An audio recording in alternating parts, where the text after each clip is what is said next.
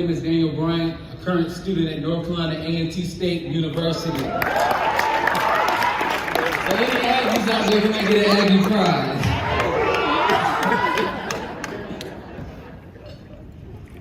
So first I'd like to start off by saying that I'm here to inspire, to motivate, and to empower someone here today. But with my story, a story that starts off with great pain, but a story that develops and molds a young man with power and purpose. See, but first let me start off with a little background about myself. See, you see in these pictures, a young man happy and joyous and smiling. I was always described the little kid with the big smile, trying to show all his teeth. And as I grew up and went through public schools, I found a passion for football. It was an escape for me. It was something I could go to in a safe place with my friends, and I can express myself. And see, as I went across my junior year, I was able to go to my first ever prom with one of my best friends. See, for everything for this 17-year-old boy, it looked like it was trending upward. It seemed that my life was going up, and I felt like everything was going good in my life. But May 28, 2019, my life changed forever. See, I was in a horrific car accident that almost claimed my life coming back from lunch one day. A car accident that happened right off Milburnie Road that left me in the car trapped and knocked unconscious. Me blood streaming from my head, unable to breathe, and unable to free myself. I remember my friends running from their cars, trying to tug on the door, trying to free their best friend that laid there looking lifeless. And as I was laying there, the car had caught on fire. I was then rushed to Wake Med Hospital right off New Bern Avenue. Everything that I had built, everything that I have done to that point seemed like it was lifeless. It seemed like everything that I wanted to be was no more. I suffered 6 broken bones in my face, a broken arm, a collapsed lung, multiple lacerations, one laceration on my face, which was described as says my lip was touching the side of my ear. And so you can just imagine the pain that was going through me. But for you parents, your mothers and the fathers out there and the brothers and the sisters, just imagine getting that phone call one day to hear that your baby has been in a car accident. And man, we're doing everything that we can. But please get here as fast and as safe as possible because we don't know the outcome. Hang up.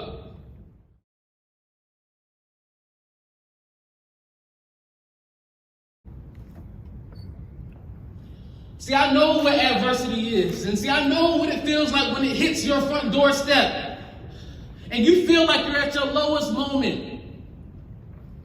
But see, there's something special when you have a powerful community of support. See, there's something special when you have unity. No matter the distance or the difference, when everyone comes together under one common goal.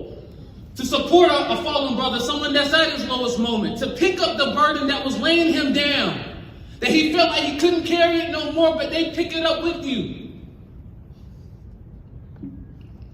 See, it's unity and it's something special when you're laying in a hospital bed and you hear that your high school principal, Dr. Will Chapin, shows up and sits in the lobby with administrators and to support the emotional needs of students who showed up. See, there's something special when your head football coach Ken Blocker shows up with Coach Gerald Kennedy and says, brother, you're going to make it out of this. It comes to your hospital bed and to care for you and your mother. See, there's something special when Coach Mark Mooney, the teacher that you had right before your accident, shows up, and who's the athletic trainer of Enloe High School, and says, Daniel, I see something special in you, and I know you're going to make it out because I believe in you.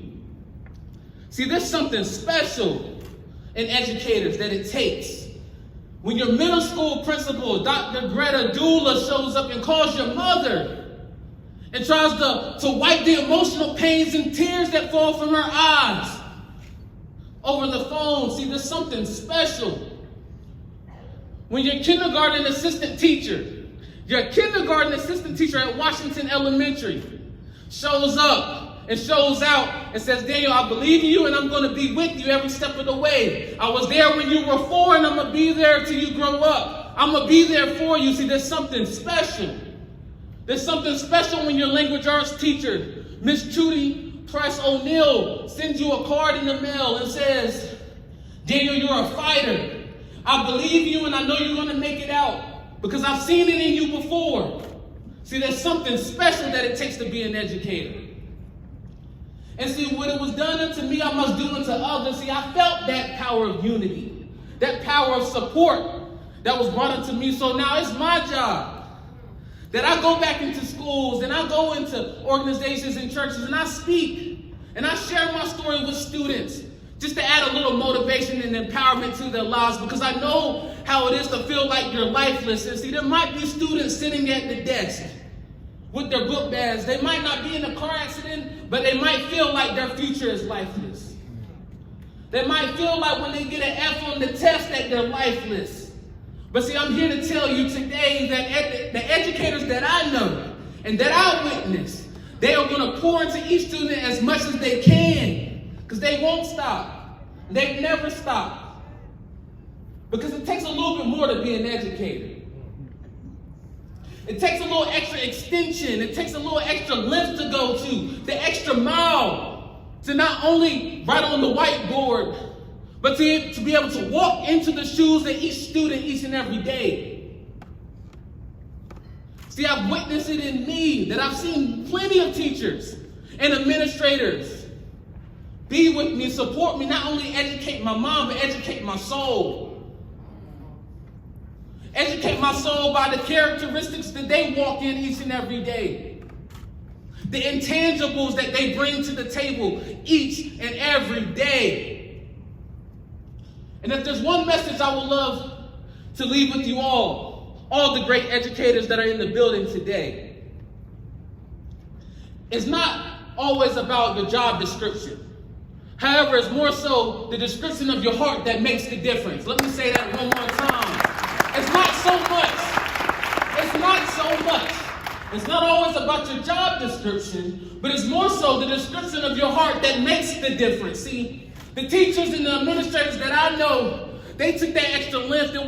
We know the check marks that you have to check off to be an educator. See, we know everything on paper that you must have to check off to be in the field of education, but there's something in your heart that you gotta have. Because you touch millions of souls each and every day to see exceeding growth, to be able to build and to groom young men and young women each and every day, from county to county, from district to district. Y'all are what matter. See, that's what makes the difference in the student. See, I remember the things on the whiteboard, but more so I remember the things that were put into my soul. And educators, y'all are the reason for this.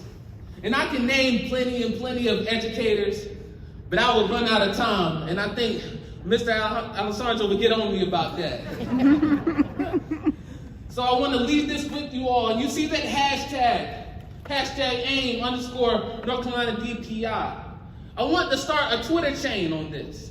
So if you have Twitter and if you have Facebook, use that hashtag, and I want you to share a moment where an educator has impacted you.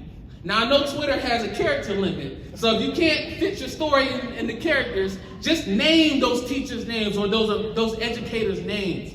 Let's get this chain rolling, because it's important that we acknowledge and we appreciate what they bring to the table each and every single day. I thank you, everyone who have worked to build this so we all can come together with that power of unity together to acknowledge the great work educators do each and every day.